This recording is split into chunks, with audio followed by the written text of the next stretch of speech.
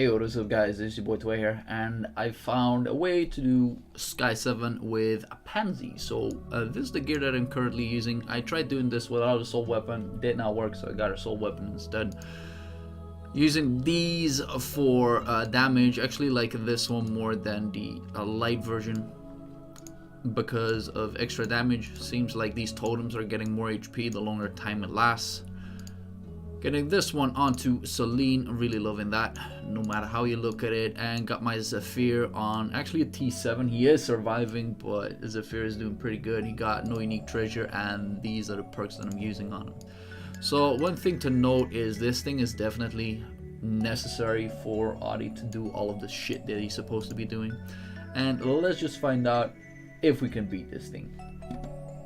So first off, let me show you guys a few fail videos, and the reason why I fail it is not because of my inputs, but it's the fact that this boss can rotate his skills on a very nasty rate. So the first is that half moon thing that will nearly kill all of your characters. It does a very set damage, so if you do have enough HP or defense, you will survive it.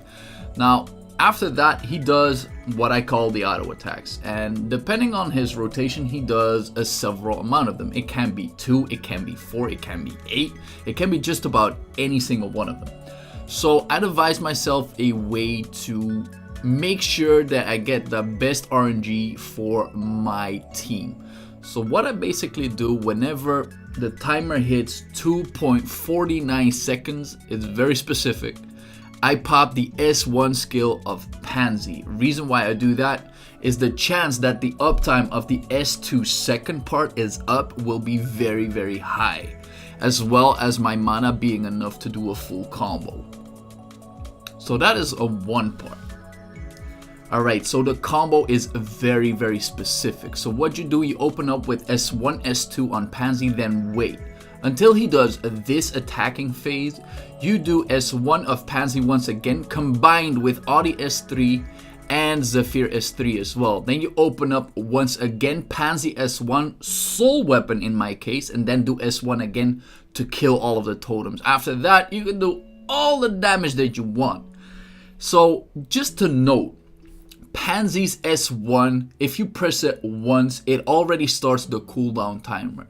And we will be using this into the next rotation. So if you look closely at my Audi's cooldown on S3, what I wait for is about 5 to -5 seconds to do Pansy's S1 for the first time. I pop it right now, then go on to the S2, and this is basically the waiting part once again. I keep my fingers at the 1, the E, and the Y button, and I pop them all in one go. Then I do the full rotation as noted once again. And then we simply kill all of them. Look at that. Pop all of the damage that I could and try to heal up my Zephyr. Now going into my Zephyr just a little bit more. Reason why I like using Zephyr, he has a self shield, and with the AoE damage that he provides himself with, he can do an insane amount of healing to himself as well. Note that I don't even have the unique treasure 1 to amplify his healing capacity. So what I basically do is I just press S1 during the totem damaging phase to heal himself up. And if I nearly die, I just try to time the S2 to give himself the shield that he needs. We do the same combo once again, spam all that Zephyr S1 this time, and look at him healing himself up. Now if he has more damage, obviously he would be surviving even better, but this HP is more than enough to survive all of the phases. Whenever the boss auto attack phase starts once again, what you can try and do, depending on your Audi's HP, you can already pre-pop the shield on Zephyr. If he has the lowest HP, he can heal himself up easily. He gets less damage, so that's way better. So once again, let's look at the rotation one last time.